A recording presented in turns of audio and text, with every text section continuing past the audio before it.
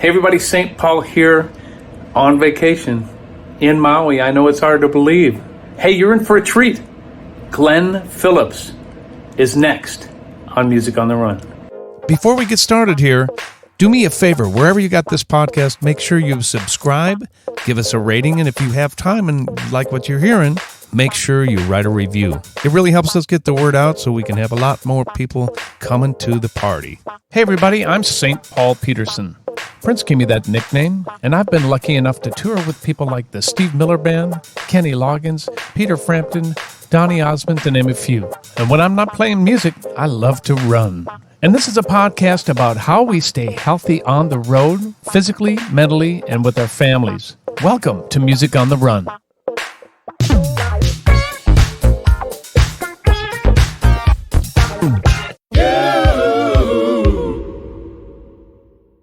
Hey everybody, St. Paul Peterson here. How are you? Welcome to episode 33 of Music on the Run. And you see that I'm not locked in my basement anymore. I have escaped to the beautiful beaches of Maui on a little holiday with my family. And man, let me tell you, it was exactly what the doctor ordered. I'm having such a good time. My kids went home yesterday. They're all home safe. And I'm hanging out for another week is what I'm doing. And I suppose you're wondering, are you running on your holiday? And my answer to that is I've run a couple of times. This week I'm going to get out. I found a great route right around the ocean here. And, I'm just trying to chill out. I'm learning how to relax. I don't even know really how to do that, but I'm pretending. Fake it till you make it, I guess, is what the deal is. But without any further ado, I want to talk about my guest who's on the show today. He's a singer, songwriter, musician. He was signed to Columbia Records when he was 15 years old. How does that happen? We're going to find that out. 18. If my research... Was it 16? 18, but that's okay. 8. Well, good. I'm going to tell all sorts of lies here, and you're going to have to clarify all these. So, if my research is correct, he's released 8 records with Toad the Wet Sprocket, 9 as a solo artist, and... okay, well, we'll get to that. Are you still a Star Trek fan? Okay, he's not any of these things, but please welcome my terrible research, but my wonderful guest, Mr. Glen Phillips. Hey, buddy. You're at the beach, I see? I am. I'm in Santa Barbara, man, thank you and I so was much. just seeing an old friend, and so, somehow I forgot that this was a Zoom thing, so I was ready to have my phone and jump on, and this is now it's not a bad backdrop. Oh, good God, no. Well, exactly. I've got the same backdrop. It is windy as a son of a gun here. So if you hear a bunch of whips of wind, that's part of the charm of this particular podcast. But hey, Matt, thank you so much for coming on here. I really appreciate it. Absolutely. So you're in Santa Barbara. Happy to be here. Mm-hmm. I got to tell you, man, I've been having so much fun doing my research on you, and you're an incredible songwriter. Great melodies, lyrics, musicianship. It's just, it's been so much fun to learn more about you than what I already knew and dig a little deeper. You had a gig last night, didn't you? Did you have a concert last night? I think I did. It was Sunday. Yes, I did. I have I do a staged concert pretty much every Sunday night, and then I've been doing 3 live streams on like YouTube and Facebook a week, and then I lead a kind of community choir on Tuesday nights. So I've been busy. I've been spending a lot of time singing into a computer screen this year. But yeah, show last night. That's great. I think our internet connection is a little goofy, and it's probably on my end because they don't want you on the internet out here. They want you vacationing. All right, so I told some lies, evidently, in my intro. So let's clarify that. So I'm giving good information to the people here. How many records with Toad the Wet Sprocket? It probably, your numbers, I mean, depending on how you count, right? It's probably 8 if you go in total. I guess it was 6 complete studio records, live record, B-side. Oh yeah, 8. Yeah, you can go 8 and 9. And I've done a bunch of solo, and then there's also been side projects like WPA, Mutual Admiration Society, Plover, Remote Tree Children, Flapping Fly. So there's been a lot of like different projects. So I'm sure your numbers were ultimately correct. It just depends on depends on what you count as a record. How you're counting. Okay, so the reason I said you were a Star Trek fan is because I saw somewhere in an article that I think your parents had that. They were fans of that or something growing up. Is that accurate information as well? Yeah, I was raised by nerds. So my parents were both hard science PhDs. Dad was physics, mom was chemistry. And he remembered like back, in the 60s, the entire physics department would watch the original Star Trek together, like when it first came out. That's brilliant. And I think we forget kind of how utopian the vision of that was. Even from the pilot of the original Star Trek, right? The Menagerie. See, I know these things, but I think it was the Menagerie. In any event, like the original Star Trek, everyone was white and male, and there was one white female. And the idea of making it as best as they could do in the 60s, having it have, multicultural, multi-race, it was this vision of a unified Earth where we'd gone past our petty nationalistic differences and achieved actual equality. And where it's like, it was a pretty big vision back in the day. And in any event, so we used to watch all the time growing up, Star Trek: The Next Generation. When that would come out, I'm not like an active Trekkie with all the brand new versions. I've watched a little, but not a lot. But I would say I'm still unabashedly a nerd. But I do more. Perfect. I'm more into The Expanse than I am into new Star Trek these days, and I read, more Alistair Reynolds, like hard sci-fi, or The Three-Body Problem, or Ted Chiang, and things like that. So, but I was raised by Trekkies, and I still carry a little bit of the torch.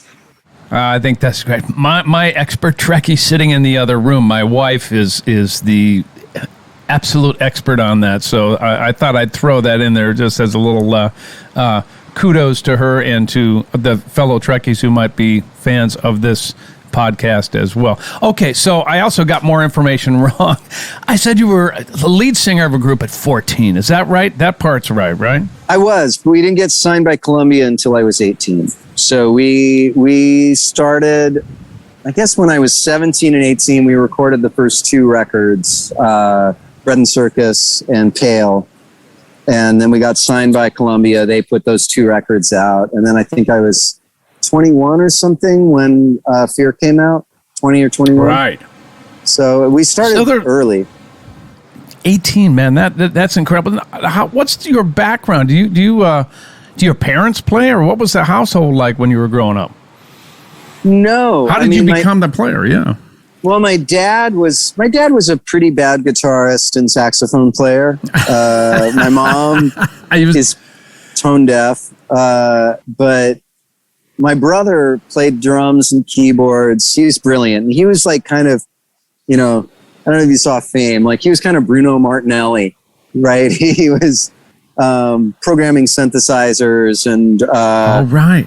And he actually went to work straight out of college. He went to Berkeley and started working for Korg, designing synthesizers. And he's been a product manager at Korg for 30 years now. So he's 30 years, close to almost 28 years or something. He's worked there. So God, he was a musician and he's brilliant. So I wanted to be like him and play music. And I had thought that I would be an academic. I kind of early on wanted more. I was interested in social sciences. I wanted to teach. I thought I'd be a high school teacher, probably social sciences and the arts. And then we got signed without really trying to. And I'd planned on moving away to San Francisco the next year, and instead we went on tour. And I always kind of figured we'd get dropped quick, and then I'd go back to school, but it just somehow never happened. So 18, freshly out of high school, I would imagine. I got out of high school at 16, but yeah, fresh enough. Right. So was for you, was that an adjustment? Let me give you a little background of what my deal is. I was signed at 17 with Warner's. Oh, wow. With Prince. I come from the That Prince doesn't camp, happen and I a can lot. tell you from. No, I know. You and me, we're the same. Wow. But for me, it was such Bye, a. sir. Bye, Glenn. See you. Hi, everybody. I had this. Of course, it was such a learning curve for me.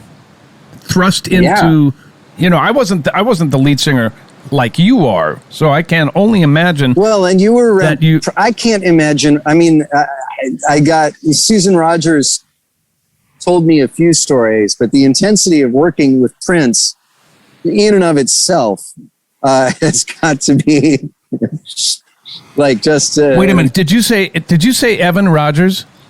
Susan Rogers. Susan Rogers. Okay. Well, I know both those guys. I didn't know that you knew Susan. I know Susan through Geggy Ta. So she produced Geggy Ta, like, I think kind of coming out of doing large things, and she wanted to do.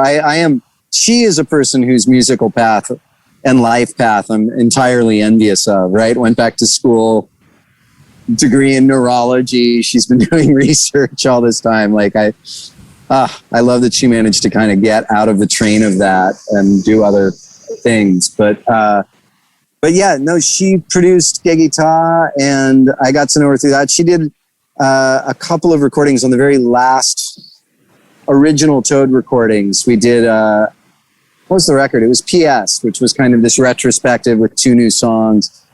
Oh, wait, was that her? No, it was our version of Instant Karma, I think she recorded for us. Fastest engineer I have ever met in my life. I think that's because of the Prince connection, because Prince would count 1001, 1002 if stuff wasn't plugged in. Just beating on the engineers. He did that, I think, to a string of engineers, and if they couldn't keep up, they'd be gone the next day or during that session. So for those of you who don't know who we're talking about, Susan Rogers is an incredible engineer who worked on so many records with Prince, and I was lucky enough to work with her as well on the Family record, and she's become a good friend, and obviously Glenn was telling you about all the other things that she has done and worked with him as well. So it's pretty, that's a small world, I can tell you that. Yeah, it was great. She described it as being in the studio with Prince, and if his eyes flickered towards the Hammond, you started miking it, because probably that was going to be like you just had to anticipate the next instrument. And so this kind of constant situational awareness of where he might go next, any cue you could possibly follow to kind of anticipate and prepare. I think that's why she lasted as long as she did. And I think she wasn't even like a tracking engineer, right? When she started with him, she was like there to maintain. She was more of an engineer, like maintenance. Right. But I think you she may knew be how right. it worked and just had the right type of attention for him to recognize her worth. She's brilliant. Also the right personality. She is brilliant. Yeah. She is absolutely brilliant. Okay, well, let's go back a little bit to... so you're signed at 18. Everybody thinks that when you get signed to a major record deal, you've made it.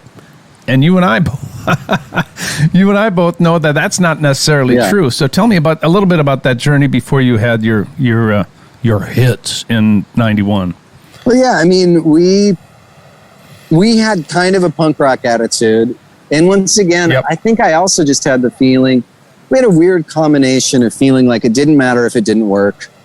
And also the entitlement of, I mean, I felt that way. I felt like nobody gets signed and has a hit. Like it didn't seem possible. So I just figured I had also serious imposter syndrome.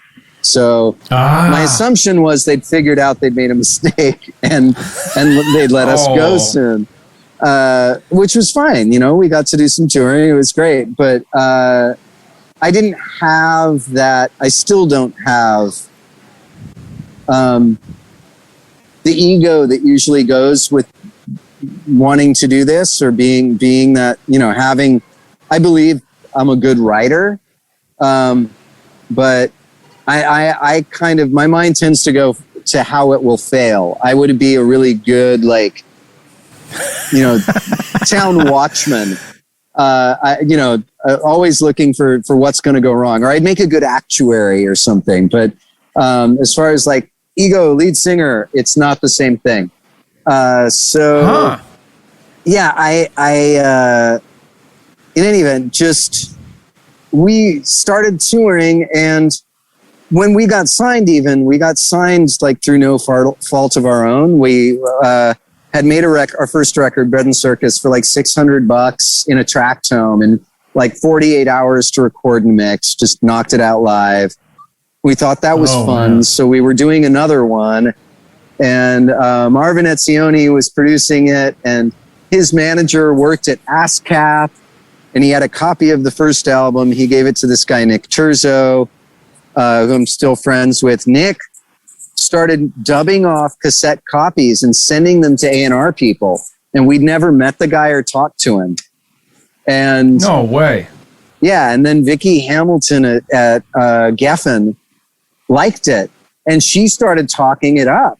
And the next thing we knew, we had 8 majors bidding on us, and literally we had never sent out a demo. And so at that time, Columbia Records was Donnie Ienner was new there, and he was trying to show that they understood alternative and college music and that they could do artist development. So he signed us on, and they were the only record company that said we could have complete creative freedom. And so, we went with them. They licensed the first record for, I think it was $50,000, and the second record for $75,000. Which, it's a lot of money now for a record deal. Yeah. More than I have. Yeah. But in the day, MCA offered us, I think, $1 million. And so we wanted a high percentage, but we were we're going to earn what we make. We don't want to owe. We want to, we did a publishing deal that was more lucrative than that, but it was not more lucrative than the MCI deal, more lucrative than the Sony deal. But, but we wanted to work for what we earned, and we didn't, we had this so for Columbia, it was cool. We were cheap. We didn't cost them anything. They made their money back pretty instant. It's and we worked really hard. We toured really hard. And so, we didn't do the big deal. And every other company was well, yeah, we want to sign you, but we want you to, choose the best songs from those 2 albums, do a real studio. And instead, we got to go on the road for 3 years and learn how to be a band.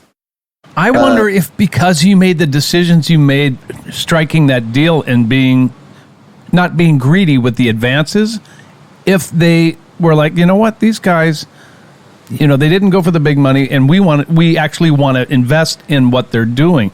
I wonder if on their end there was some sort of a psychological and or actual belief in what you were doing, God forbid, to encourage them to hang on, because I know a lot of friends, especially in the early 90s, who was would take the big money, and if the first single didn't hit, they'd be sayonara, you're dropped, we don't see a future in you. So your situation seems to be quite rare. Well, and between Tom Gibson, our product manager, and partially the fact that we were just cheap. We were so cheap. We didn't take any cost of living expenses. We did. Wow. We got off tour support. We toured in vans. We toured, shared rooms in motel. We went as cheap as we could for as long as we could. So we weren't costing them any money in tour support.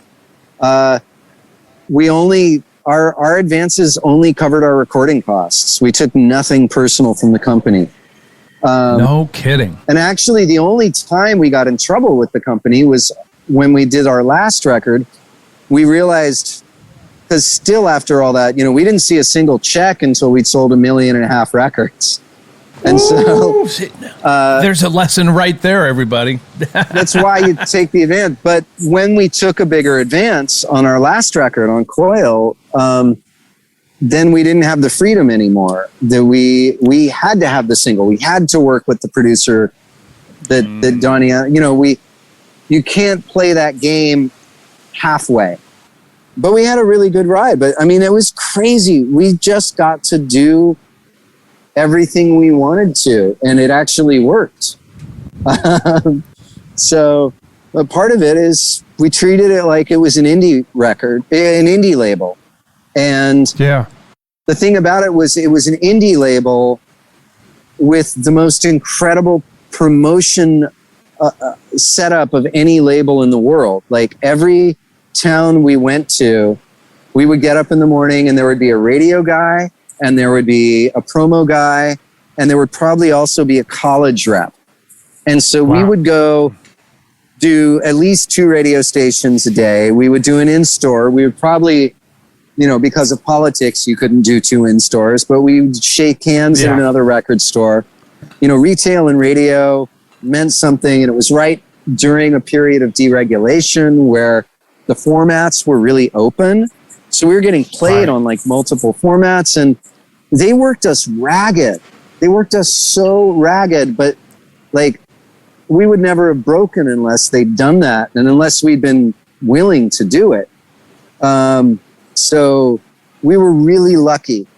So the big machine worked for you.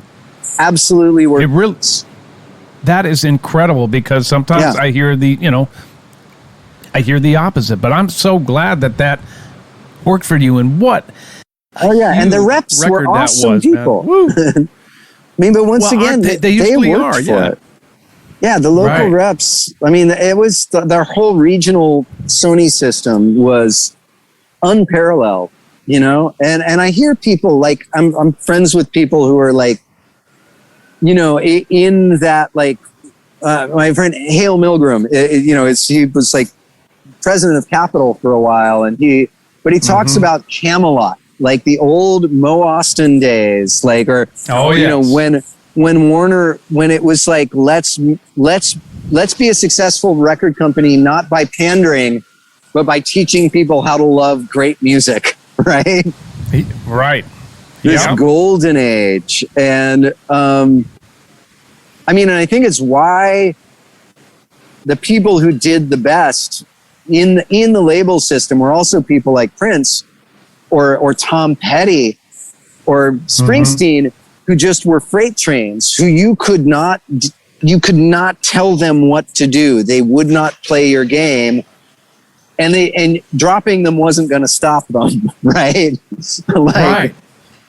The only thing you can do with a force of nature like that is either get out of the way or jump on board, because you're going to lose if you go against it. And we were not that. So the fact that we had this really embracing environment was really lucky. I mean, we would have been dropped in a year, any other situation. So you had an incredible success with that record, and congratulations, by the way. What a fun ride that must have been. Was it fun for you? Did you guys have a good time doing that? It was fun. Once again, I was plagued with imposter syndrome. Will you explain that a little bit, please? Just because I think that's something that could be a teachable moment for the people who are up and coming and people who don't understand the music business. It happens a lot with success in general, and I think a lot, especially with people who are successful quickly, or if you don't have like kind of that incredible ego and ego, positive, negative, whatever, but like that solid footing, right? Like that center of balance. Imposter syndrome is basically this thing of like going, you think I'm someone else. I'm not supposed to be here. Like, what are you all cheering? Right. These songs aren't that good. I'm not that great a singer. Like, what the fuck are you, like, what? Yeah. You got it wrong. And it was this kind of constant panic that people were going to figure it out. And you see some people where you can tell, even if they still continue to do well, where I think you see shades of their panic underneath their public persona, right? Right. But, you know, there's surgeons who have imposter syndrome. It's not an uncommon thing. And part of that even goes, you know, the Dunning-Kruger effect. Have you heard of that? I have not. Dunning-Kruger effect, and I feel sorry for doctors Dunning and Kruger, because their legacy is this research that talked about confidence and then confidence versus performance, and found that those who perform the best tend not to think they nailed it. Those who perform really well are paying attention to nuances, and they are self-critical, and they're questioning. And so this research was based on doing these tests and then having people rate their performance.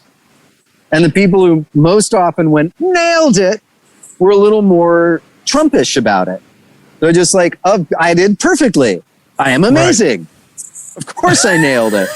If you think I did wrong, it's because you're grading it funny. You know, it's like, it's the people who think they do the best are actually not paying attention. And got it.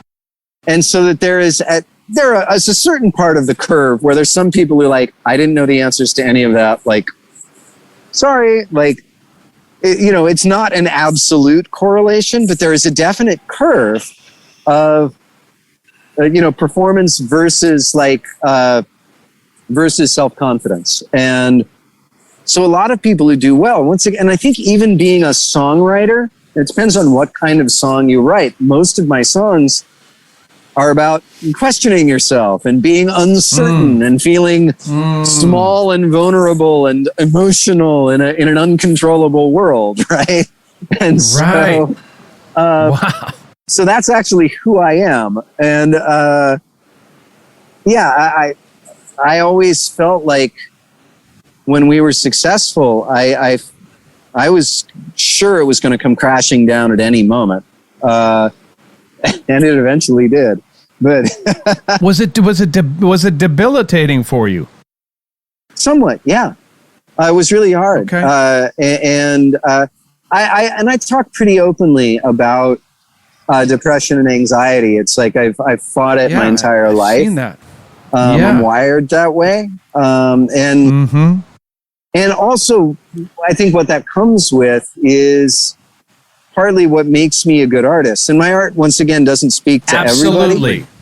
But no, let me interrupt you and say I totally agree with that statement. I have many incredible songwriting friends who are a lot like what have the feelings and emotions and vulnerability that you are saying that you have, that are my most brilliant songwriting friends. They feel everything, and they're able to write about that, and that's part of their therapy. And I commend you for being so open about that. I think you've helped a lot of people out, man. And that's, I mean, as far as purpose goes, that's part of it. Like, my job is I crack myself open to help other people crack themselves open. And so for me, the thing is, when I go into the dark, I learn a lot. And the healthier I am, the more solid I am, the more I can go into the dark and understand that it's part of my cycle and what I do.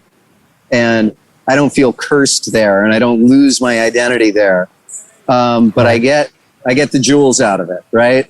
And so, right, you take it for what it is, and you're able to separate it. It sounds like, yeah. There's a song I sing, and I lead a community choir, and one of the songs we sing is by this woman, Barbara McAfee, from actually the Twin Cities, and it's, you know, just the lyric is, every time I go into the darkness, I return with fistfuls of jewels. And it's like that idea that happiness, it's a more Buddhist attitude towards happiness, that happiness isn't about getting the result of a life where you get everything you want.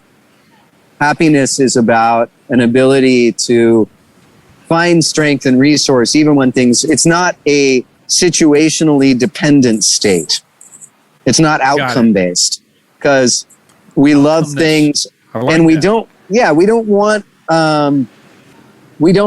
the things we love to change or die or go away. Amen to that. Right? That's scary. That's fear stuff. Well, and that's the thing, but they do. They change, they go away, they die. And if they don't die, we die, right? So True. And keeping that in mind, and once again, for some reason, I've just never been able to not think about these things. And so for me, it's a matter of going, okay, love plus time equals loss and grief. And you don't grieve things that you don't truly love. So grief is ultimately a blessing. Grief is like the greatest blessing you have, because it means you were able to love something deeply, even though you knew it would move away from you. And it takes a real bravery and a real strength to love wholeheartedly in the face of inevitable change. And so, keeping that in mind, it's like every tear is a gift, right? And it doesn't mean it's a pity party. It doesn't mean that you're worshiping depression or sorrow or pain. It means you're giving it its due respect. And it means you're understanding that the price of your ecstasy, the price of your joy are those tears, and that you can hold them in a way that you don't collapse under, that doesn't destroy you. And so that's the stuff that really moves me. And that's more and more as I get older, I realize I've been doing work that is increasingly less like pop music and less it's become a very personal thing. And so it's interesting. I think all songs serve people. And frankly, something I learned through doing the choir leading as a person who specializes in sad or kind of wrenching music, that singing joyful songs can bring you to joy just as easily. I suddenly learned that, oh my God, writing a song about joy takes me there. It's so much quicker than writing a song about mutual sadness. But there's room for them both. Talk to me a little bit about that's fascinating to me, because you've taken a focus now and a new purpose, it seems like, in leading sing-alongs with choirs. People might look at that and go, well, now that's an interesting choice. Why do you do that? It's some weird hippie stuff.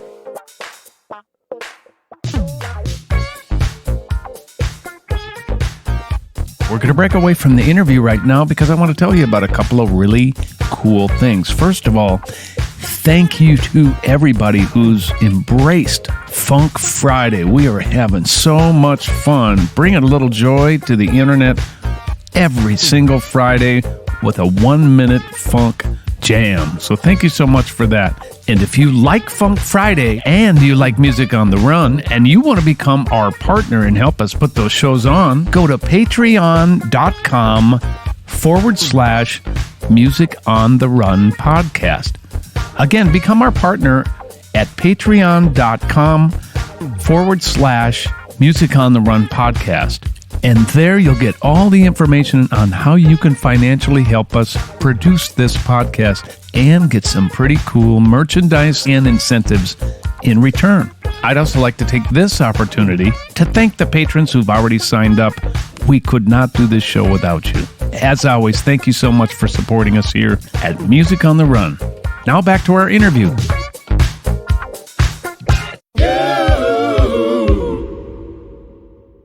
Why do you do that?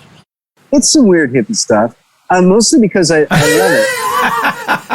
Well, that's a good answer. Yeah, because I love it. But I mean, the reason I love it is because it is, I'm trying to think how to describe this. I'd been talking to friends for about 15 years about finding non-performative modes of music, right? Mm-hmm. And I love mastery, and I love the exquisite things that a very tuned musician is capable of achieving, right? And, you know, when you talk about mastery as well, it's like you can see it even on stage. There are people, you get to a point where you can play well enough, feel well enough, sing well enough, be intuitive and facile enough that surprising things can move through you. And musicians who aren't just bound by their ego, they know they live in service of that. Like you become masterful in order to disappear and become a conduit for something, right? Ooh, and wait a minute. Say that again. Whoa, that's everything right there. Yeah. Like you don't do this so that you can have the audience look at you and go, oh my God, that was incredible. Like that's a really small goal. That's dancing monkey stuff. Like you do that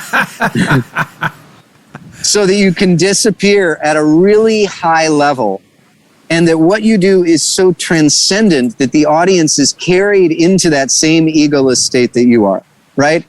And that's what the masters do. They don't exist except as a conduit when they're operating at that flow state. And the good thing is, if you're able to do that state, you're probably also able on a bad night to be confident enough that everybody has a great time.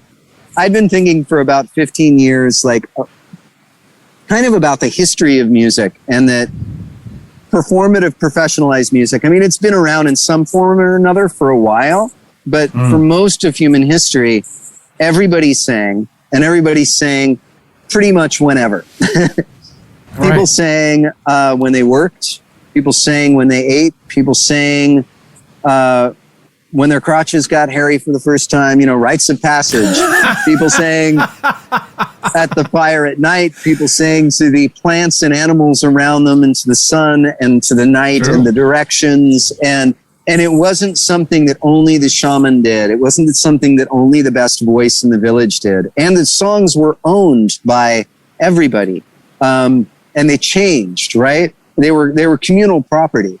And there's something in that experience. And I got off on a tangent when I was talking about mastery, but there's a mastery, I think, for anybody to be able to sing and lose themselves. And I just kept thinking of like, I love performing, but I feel like not only musicians should have that experience. And so I was asking these questions, and then I kind of through a couple of friends, through a friend, Lisa Littlebird is her name. She's a song leader up in like the Carmel area. And I found this whole community. Barbara McAfee's in Minneapolis, St. Paul. This guy, Lawrence Cole, he's like 83 years old up in Port Townsend, Washington. This network of people who are leading these choirs. And the one I do is just, it's a drop-in thing in a living room. And there's no audition. There is no, in my case, no performance. And the songs are designed even so that non-musicians can learn and sing them quickly. They're mostly like 3-part intertwining, like contrapuntal melodies. It's easier for non-singers to hold a counter melody than a harmony. Harmony like really messes people up. So the songs tend to be very short form and repetitive and layered. I would say they're a little bit like kirtan tradition, which is like more of a yogic singing tradition. Those in that they're short and repetitive, but that turns into a kind of breath work, right? You start singing together and you start breathing together and remember. And I think for non-singers, I mean, I've had musician friends come in and they get really bored by this kind of music. But for non-musicians and some musicians as well, it's like, it's not about how great it sounds or it's about excellence. It's about singing a really simple song for maybe 5-10 minutes and going really deep in the repetition of it.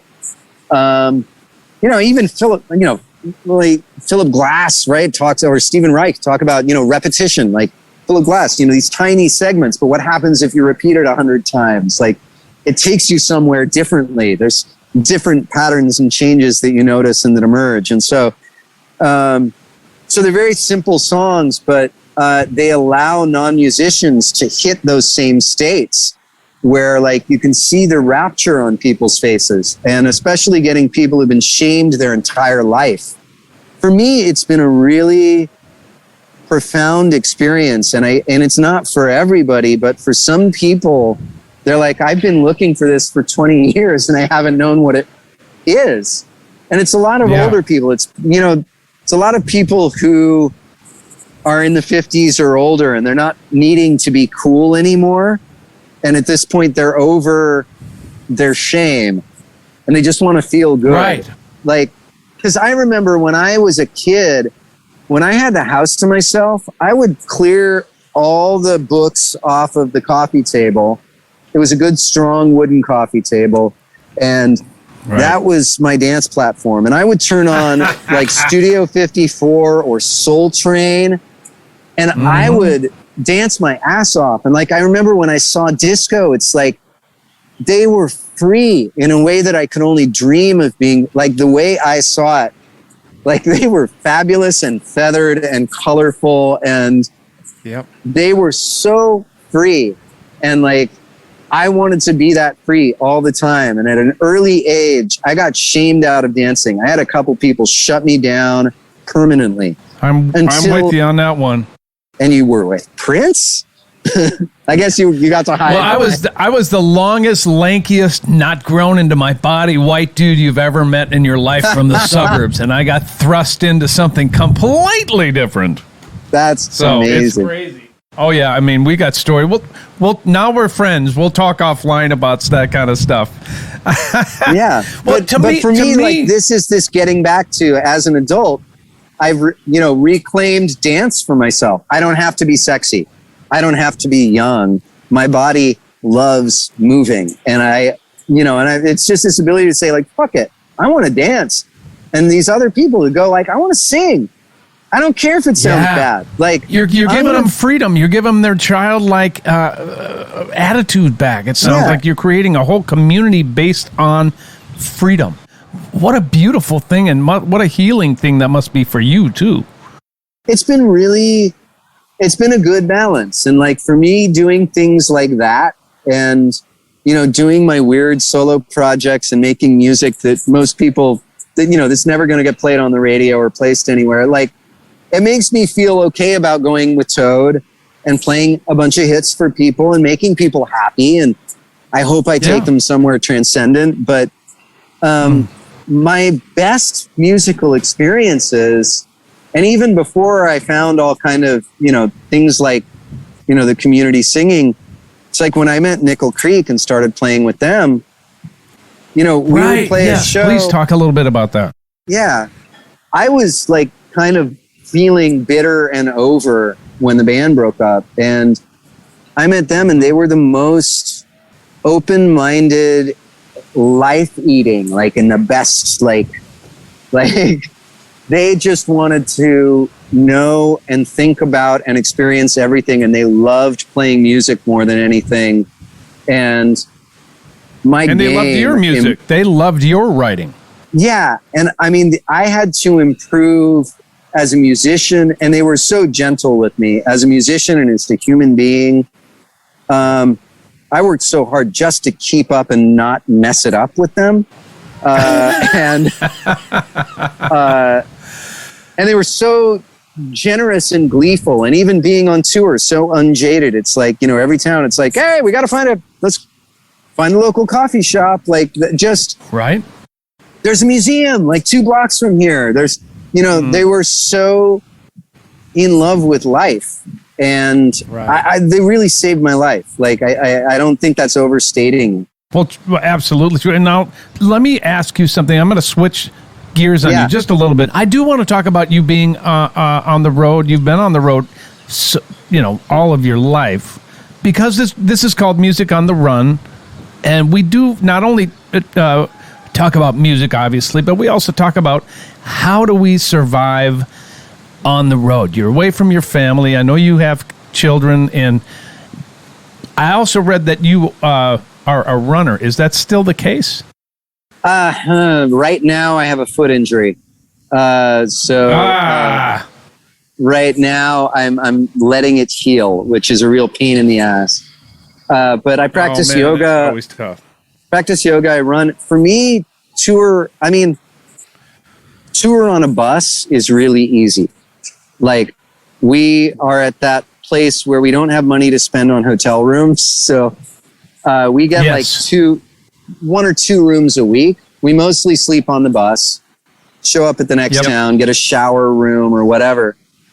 So when I'm on the road with Toad, and we're lucky enough to have a crew, which a lot of people don't have. So I wake up, I read, I go for a run first thing in the morning. We usually tour in the summer. So I go on a run first thing in the morning, and I wake up as early as I can get away with. Go on the road, like run before it gets too hot. And I'm like 3 to 5. I found that if I go far beyond 5 miles, I don't remember lyrics. Like, I have to I can't run too far. I was getting really into going like 8, 12 miles, and then I would start forgetting words at the shows. So I can relate with that. So I don't push it like super hard. I run most days. I also like to do yoga. But I read, I take care of myself. Like, I use the day to kind of be really healthy. And then on the best tours, you know, I'm not an excessive drinker, but I get depressed if I drink regularly. And it wears out my voice and makes me less happy. So I'm not a happy enough person to drink regularly. So... well, at least you recognize that. Yeah, I had a friend who described it as like every drug takes something from somewhere else. You know, it's like coffee takes your next afternoon's energy. Alcohol takes tomorrow's happiness. And if you got a lot of happiness, you can top it off once in a while. Yeah. But if you don't have a ton of spare, it wears down after a few days, and then you're at bottom. So, yeah. So for me, it's like keeping it clean, right? Keeping hydrated, running, just taking good care of myself, because it's all about the show. And I need to be happy and healthy and vital and have energy, or the show's going to suck. And so, and I want to be uplifting too. I did years, like when the band broke up and I first started going solo, honestly, I should have just checked myself in somewhere. I went on the road for years, resentful and depressed and like kind of suicidal. And I remember getting letters from people saying, "You clearly don't want to be here. Don't waste my time and money." And and I lost a lot of audience and a lot of opportunity. And, you know, I had 3 young kids at the time. I was freaking out. And so I felt trapped and I went on the road. But honestly, I should have like literally checked myself in somewhere and got my head straight. And so it can get really dark if you're dark. And the problem is your audience knows it. And so like mental health and care, there were years where it was hard with the band, and I would go into intensive therapy before tour because I would get so anxious and wound up. And I would go for the sake of myself and for the sake of the audience. Because if I'm unhappy up there, the show is not going to be good. And and it's a really good reason to be healthy, right? What a great reason. It's like if I'm doing okay, I can lift a lot of other people's spirits. And if I'm not, you know, there is the thing where sometimes you're having like a really hard time, you get some bad news, and then the audience is like, "Wow, man, you were really feeling it tonight." Like, but then again, I've had nights where I was just like having digestive trouble, and And they say the same thing, like, God, you were it was incredible. It's like, well, it's not what you thought it was, but I appreciate it. Yeah. So it was that last burrito, that veggie burrito. Really, the Indian food. I don't do Indian food or Thai food before a show. I love Indian food. So the other thing for me is like on solo touring, I'm often by myself or I'm with one other person sharing a hotel room because my touring is small. So I am in a compact car, driving usually 4 to 6 hours a day, sometimes 2 if I'm on the East Coast and I'm lucky. And in those days, it's just about getting it done, right?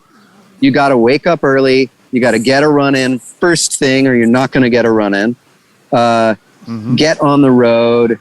Like, when I go home, I'm really unstructured, but solo touring, there's no choice because nothing is optional. Yeah. So it's like, wake up, run, drive, load in, get a little something to eat again on the way.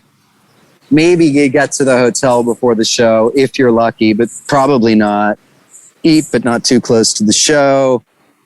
And then in my case, once again, you play the show, you set up the merch, you settle out the show, you pack up, you sign stuff and shake hands. Like with the band now, we have a VIP, so I meet people before.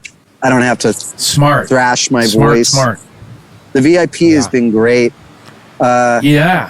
I'm also more tense when I'm with the band and the songs are in a higher register, so I really have to look after my throat more.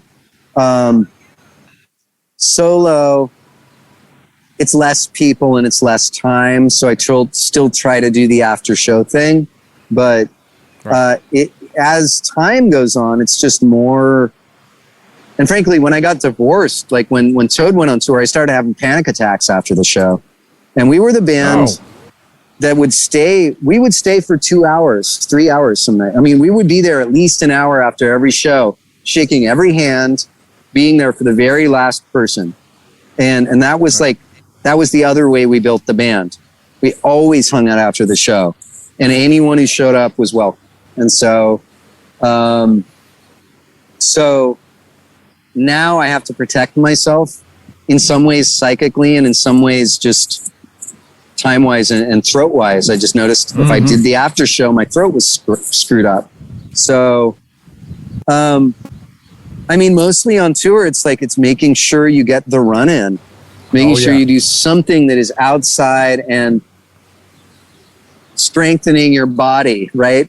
And I took a psych class last fall. It didn't seem like negative stress, and I think the term is eustress, EU stress. And eustress is positive stress. It's like when you make a muscle stronger, right? Like when you practice at your edge.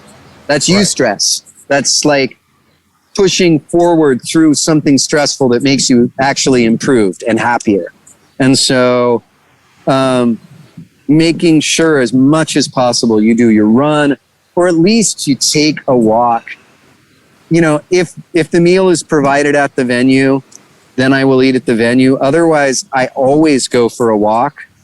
And actually, if it's a crap meal, I eat somewhere else because I'd rather have something good than something free. But I always, with Toad or with, I don't get like ordering in and staying in the venue all day. I always walk.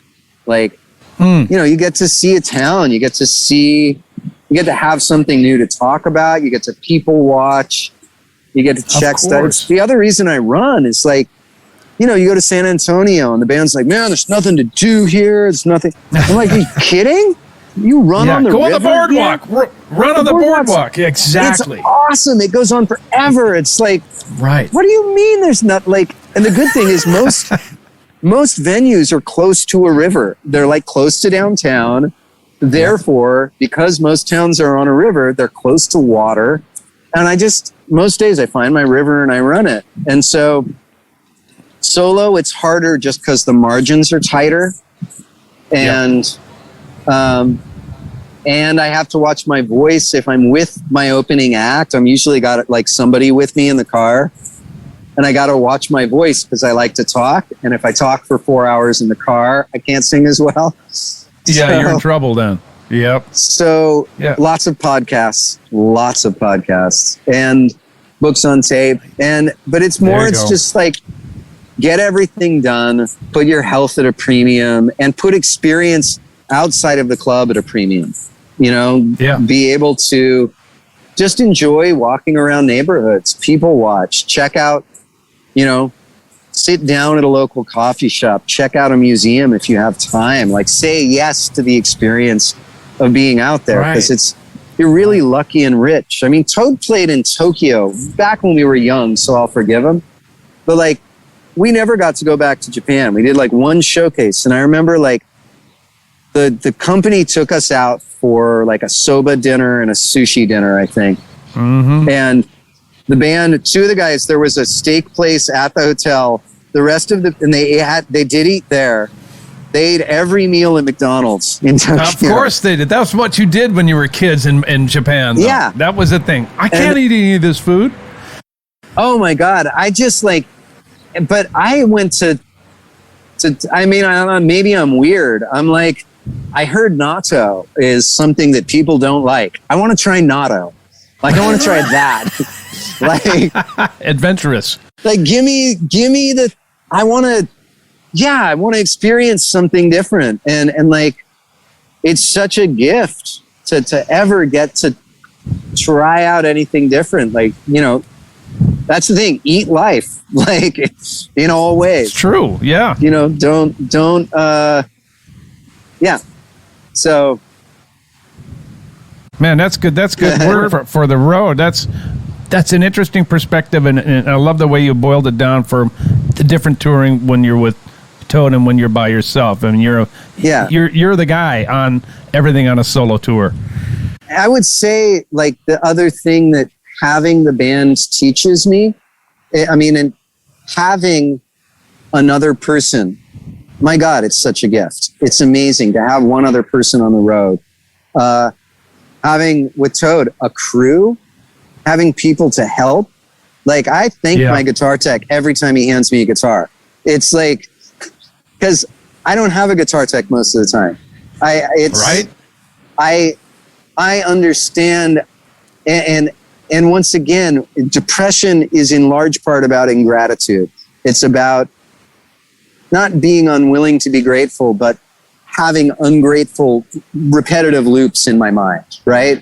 And so gratitude, for me, has to be a very active practice. I have to make myself do it and repeat it. And it's a practice. And being on the road and having done both, I know I'm not entitled to any of the comfort I get on the road with Toad. I'm not entitled to any of it. And I know how to do it all by myself. And I've had years with no record company, no manager, doing my own website, like literally doing everything except tour managing. And I do it, most of it really badly, but I have done enough of it to be really grateful for anyone who can do it well. And even to have anyone else ever want to do it or help with it. Like, if you have help, you're lucky. And most musicians, I know musicians who are way better than I am, that carry all the weight on their own shoulders. So like, and the fact that you have the gratitude to simply play in front of an audience who wants to hear what you're doing. And, you know, just that, you know, bass line, even if you're doing it all yourself. Like, I've been there too. I've played, you know, I've played the rooms where nobody gave a damn.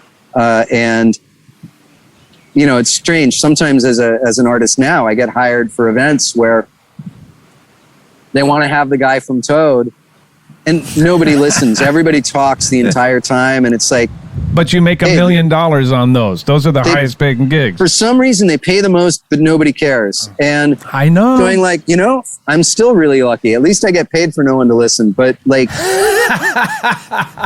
to ever have the gig where people listen and care it's all a gift. And so that's the other thing. It's just like, sounds dumb, but I talk about practicing gratitude because, once again, I've collapsed a number of times. I've lost my shit and I've lost a lot of opportunity because of it. And it's actually one of the most important things you can do is to be grateful and to remain grateful. and to understand that you're going to see the same people year after year, and your kindness to them is like the best commodity you have, because they're going to see you up, they're going to see you down. If you treat people well, no matter where you are, and even to a degree, no matter how you're feeling, tell them you're feeling bad. You're going to have hard days. Taking it out on people is never allowed. Like, right. You know, have your bad day, but don't make it another person's problem. You know, and, you know, don't even make it your audience's problem. It's like, you can be honest about it if that's the type of show you do. Luckily for me, that's the kind of show I do. But I can also be funny about it, and I can be revealing and open about it. Instead of, like I was 20 years ago, I was just a bummer about it. Live and learn, right? Yeah. Yeah. You know, I want to commend you on some of the, during the research that I've done on you. I've watched several of your Facebook Lives, and what you're doing for the community. I've seen you raise money for many different things, and I think that is such a cool way to give back and to set an example, not only for your fans, but for other artists to go, I have a platform and I have an opportunity to share, you know, whatever you have to be able to raise money for such important causes, not cost, causes. Yeah. And I just wanted to commend you on that, because I think that is really incredible. And you don't have to do that, and you choose to do that. Yeah, it felt natural. Can I ask what time it is? Only because I have to bounce like by 1:30, and I know I'm talking a lot. It's 11:20, and we are going to wrap it up in the next 30 seconds. Okay, great. So that would be 1:20 your time here. Okay, perfect. I started doing these things.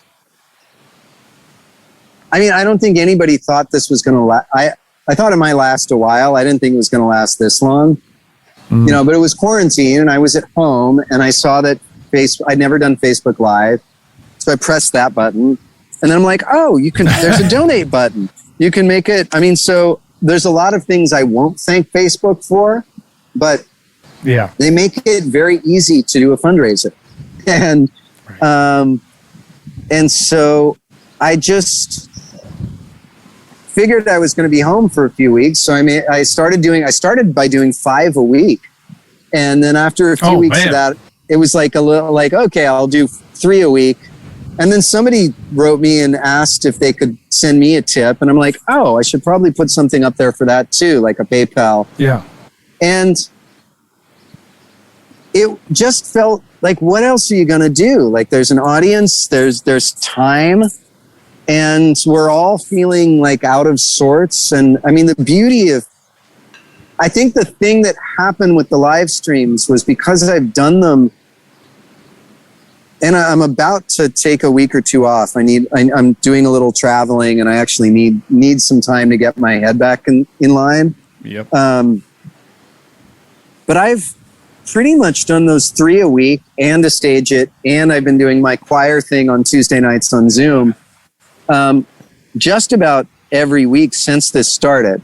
And I think the regularity has been really important for people who are cut off from their other communities. And it's been a beautiful thing to see the way, like, everybody they know each other. They know what they're going through. They know whose parents have passed away, and who's had COVID, and who's had surgery, and who's having a hard time. And your community.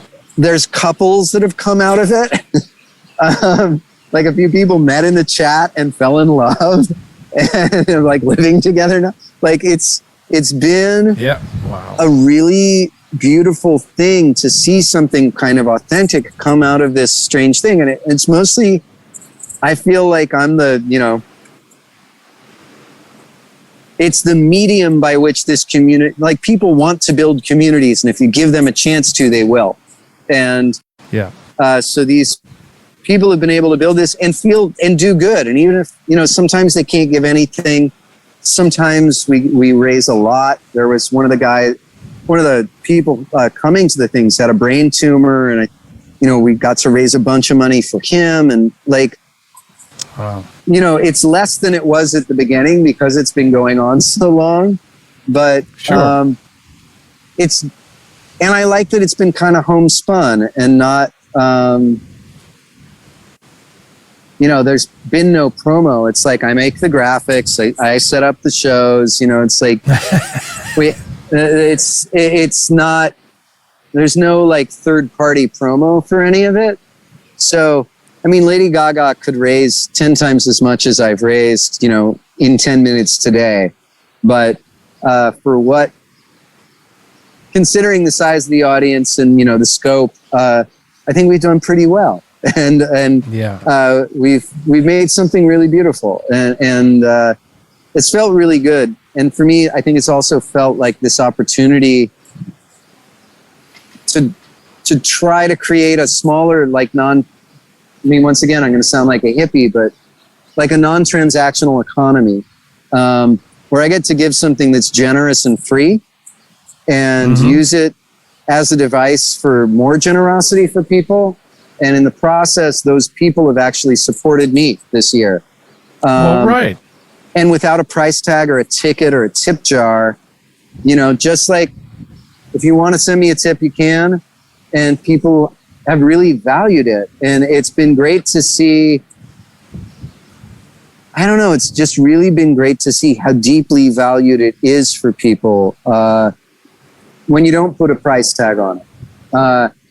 And when they see that I'm giving and that I'm showing up and they're doing the same for each other and for the causes and for me. And it's like, it proves to me something that honestly also in this era, I felt I really needed proof of, which was that people are generous and non-transactional, and that's actually something that gives us the most joy and purpose. And so for me, it's like a social experiment, and I feel like it's been really positive. And it got the result that I would have hoped it would have.